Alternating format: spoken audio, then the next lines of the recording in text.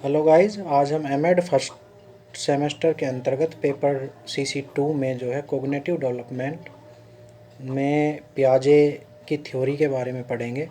तो यदि हम बात करें जीन पियाजे की, तो जीन पियाजे का जन्म 9 अगस्त सन 1896 को स्विट्ज़रलैंड में हुआ था और इनकी मृत्यु भी जो है 16 सितंबर 1980 को जेनेवा स्विट्ज़रलैंड में हुई थी। जीन पियाजे जो है बहुत ही महान चिकित्सा मनोविज्ञानी थे और इनको जो है बाल विकास पर किए गए इनके कार्यों के कारण जाना जाता है। बच्चों का निरीक्षण करने की पियाजे में जो है बहुत ही विलक्षण प्रतिभा थी। उनके सावधानी पूर्वक किए गए परीक्षणों ने हमें यह खोजने के सूझबूझ तरीके दिखाए कि बच्चे कैसे अपने संसार के साथ क्रिया करते हैं और तालमेल बिठाते हैं। पियाजे ने अपने बच्चों पर ही प्रयोग किए थे तथा इनका मानना था कि बच्चे का जो विकास होता है वह अवस्थाओं में होता है, यानी कि वो है उसका जो है डिवाइडेशन होता है, उसकी जो है अवस्था होती हैं। तो वह जिस अवस्थाओं में बच्चे का जो विकास होता है, जैसे जैसे बच्चे की उम्र बढ़ती है वैसे वैसे ही उसका विकास भी होता जाता है। इस सिद्धांत को जो है संज्ञानात्मक विकास के सिद्धांत के नाम से जाना गया। इसके अलावा इसे ज्ञानात्मक विकास का सिद्धांत या अवस्था का सिद्धांत भी कहा जाता है। संज्ञानात्मक विकास का जो सिद्धांत है, इसमें जीन पियाजे ने संज्ञानात्मक विकास की कुछ अवस्थाएं बताई हैं और बालक के संज्ञानात्मक विकास की जो है जीन पियाजे ने 4 अवस्थाएं बताई। वह 4 अवस्थाएं संवेदी पेशी अवस्था, जिसको एक और नाम से जाना जाता है, जिसको हम इंद्रियगामक अवस्था भी कह सकते हैं, और दूसरी जो अवस्था उन्होंने बताई उसका नाम था पूर्व संक्रियात्मक अवस्था, तीसरी अवस्था मूर्त संक्रियात्मक अवस्था और चौथी औपचारिक संक्रियात्मक अवस्था, या इसको हम अमूर्त संक्रियात्मक अवस्था के नाम से भी जानते हैं। अब बात आती है पहली जीन पियाजे के द्वारा बताई गई अवस्था, पेशीय अवस्था यानी कि इंद्रियगामक अवस्था की। तो यह अवस्था जो है बच्चे की 0 से 2 वर्ष तक चलती है और इसको जो है जीन पियाजे ने जो है इसकी 6 उप अवस्थाएँ भी बताई हैं, जिसमें 0 से 30 दिन और आपकी 1 से 3 माह, 4 से 8 माह, 8 से 12 माह, 12 से 18 माह और 18 से 24 माह। यदि हम बात करें इंद्रियगामक अवस्था की, तो इस अवस्था में बच्चा 0 से 2 वर्ष की अवस्था के बीच में जो है अपनी इंद्रियों से जो है सहज क्रियाओं के द्वारा इसमें सीखता है और सबसे ज़्यादा यदि स्टार्टिंग में बच्चा प्रतिक्रिया करता है तो वह चूसने की क्रिया जो है करता है, यानी कि बच्चे को आप कोई भी चीज़ दें या वह अंगूठा ही जो है अपने मुंह में डालता है तो वह सबसे पहले उसको चूसना शुरू करता है। उसके बाद में यदि हम बात करें तो बच्चा जो है बार बार यदि, यानी कि हम कह सकते हैं कि बच्चा जो है कि चीज़ों को जो है दोहराने की जो है प्रक्रिया यहाँ शुरू कर देता है। वह बार बार जो है चीज़ों को दोहराने लगता है।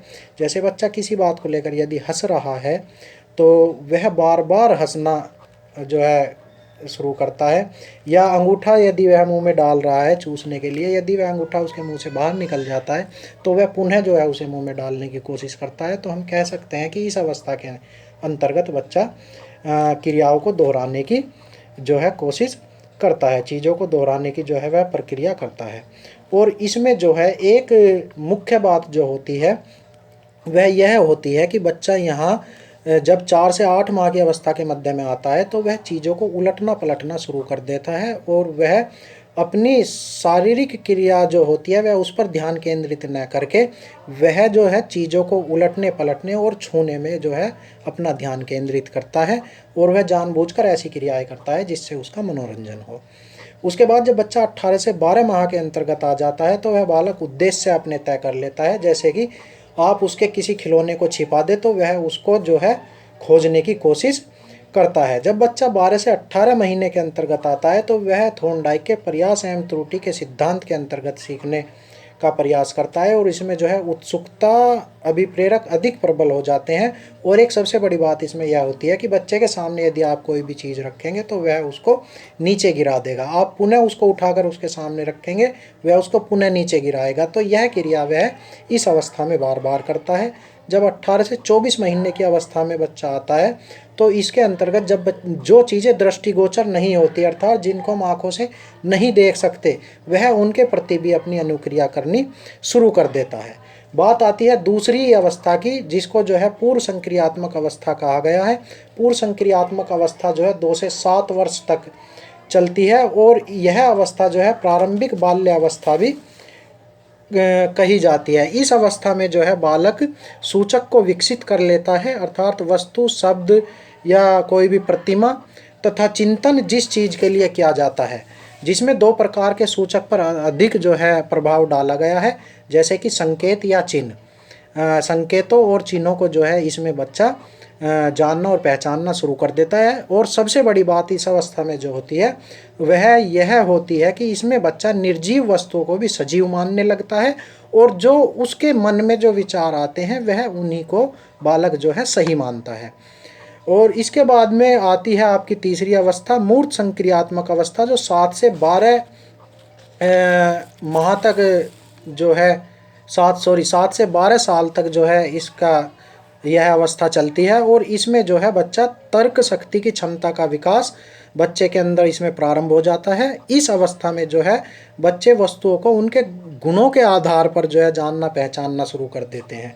चिंतन में क्रमबद्धता का अभाव भी होता है। इस अवस्था में बालकों में कुछ क्षमताएं विकसित हो जाती हैं, जैसे कंजर्वेशन मतलब कि बच्चा जो है मात्रा, संख्या, भार और आयतन की दृष्टि से समान जो है इसमें सोचना शुरू करता है। मान लिया कि आप जो है 2 गिलास लीजिए, और एक गिलास की जो है गोलाई कम है और एक की ज़्यादा है, और उनमें यदि आप बराबर पानी डालेंगे तो जिसकी गोलाई ज़्यादा होगी उसमें पानी का स्तर जो है नीचे रहेगा, और जिसकी गोलाई कम होगी उसमें पानी का स्तर ऊंचा रहेगा। यदि आप बच्चे से यह पूछेंगे कि दोनों गिलासों में ज़्यादा पानी किसके अंतर्गत है, तो जिसकी गोलाई कम होगी, जाहिर सी बात है बच्चा बिना सोचे समझे, बिना चिंतन किए उसमें जो है ये कहेगा कि इस गिलास में पानी ज़्यादा है। तो हम कह सकते हैं कि इसमें जो है बच्चा मात्रा, संख्या, भार या आयतन की दृष्टि से जो है वह यह ज्ञात नहीं कर पाता कि इसमें जो है दोनों गिलासों में पानी जो है समान है, जबकि वह सिर्फ देख करके जिसकी गोलाई कम है उसमें पानी जो है ज़्यादा ऊपर तक रहेगा तो वह कहेगा कि इसमें पानी की मात्रा ज़्यादा है या इसमें जो है पानी ज़्यादा है। और इसके अलावा संख्या बोध अर्थात गणित को जानना व वस्तुओं को गिनना भी वह शुरू कर देता है। इस अवस्था में बालकों में 3 महत्वपूर्ण जो है संप्रत्यय विकसित हो जाते हैं, जैसे संरक्षण, संबंध और वर्गीकरण। यानी कि यहाँ बच्चा चीज़ों को संरक्षित करना भी सीख लेता है। इस अवस्था में जो है बच्चा संबंधों को भी सीख जाता है। वह यह जो है उसके अंदर जो है इतनी क्षमता जो है विकसित हो जाती है कि वह यह जान लेता है, जैसे कि वह समझता है गणित इस विषय के अंतर्गत हम जो है जोड़, घटा, गुणा, भाग के जो है यह चीज़ें इसके अंतर्गत आती हैं, या अंग्रेजी और हिंदी विषय के अंतर्गत हम जो है पोयम और कविताओं को पढ़ते हैं। इसके अलावा जो है बच्चा पारिवारिक और अपने सगे जो है संबंधी या रिश्ते नातों को भी जानना, पहचानना और समझना इस अवस्था में शुरू कर देता है। इस अवस्था में जो है बच्चा वर्गीकरण भी करना जान जाता है, यानी कि फल, फूल, सब्जी आदि का वर्गीकरण समझ जाता है, और वह चीज़ों को छांटकर अलग अलग भी इसमें रखना शुरू कर देता है। चौथी अवस्था आती है औपचारिक संक्रियात्मक अवस्था। यह अवस्था 11 से 18 वर्ष तक जो है चलती है। इस अवस्था में बच्चा विसंगतियों को समझने की क्षमता रखता है। बच्चे में वास्तविक अनुभवों को काल्पनिक रूप या परिस्थितियों में प्रक्षेपित करने की जो है क्षमता आ जाती है। बच्चा घटनाओं की परिकल्पनाओं, जो घटना होती हैं उनकी परिकल्पनाएं बनाने लगता है और इन्हें सत्यापित करने का भी प्रयास करता है। बच्चा इस अवस्था में विचारों को संगठित करना और वर्गीकृत करना सीख जाता है।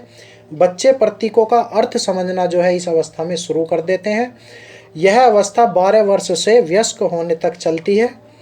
इस अवस्था में जो है यह अवस्था जो है संज्ञानात्मक विकास की अंतिम अवस्था भी कहलाती है। आयु बढ़ने के साथ साथ बच्चों के अनुभव भी इस अवस्था में बढ़ने लगते हैं और समस्या के समाधान की क्षमता भी विकसित हो जाती है। उनके चिंतन में क्रमबद्धता भी आने लगती है और इस अवस्था में बच्चे का मस्तिष्क जो है वह परिपक्व होने लगता है। यह जीन पियाजे की जो है संज्ञानात्मक विकास की अवस्थाएं थी। तो जैसे कि हमने पढ़ा, जीन पियाजे ने जो है संज्ञानात्मक विकास की जो है बच्चे की जो विकास की अवस्थाएं हैं उनको 4 भागों में जो है इसका डिवाइडेशन किया। सबसे पहली संवेदी पेशीय अवस्था या इंद्रियगामक अवस्था जो 0 से 2 वर्ष तक चलती है। दूसरी पूर्व संक्रियात्मक अवस्था जिसको प्री ऑपरेशनल स्टेज भी कहा गया है। और तीसरी मूर्त संक्रियात्मक अवस्था और चौथी औपचारिक या अमूर्त संक्रियात्मक अवस्था।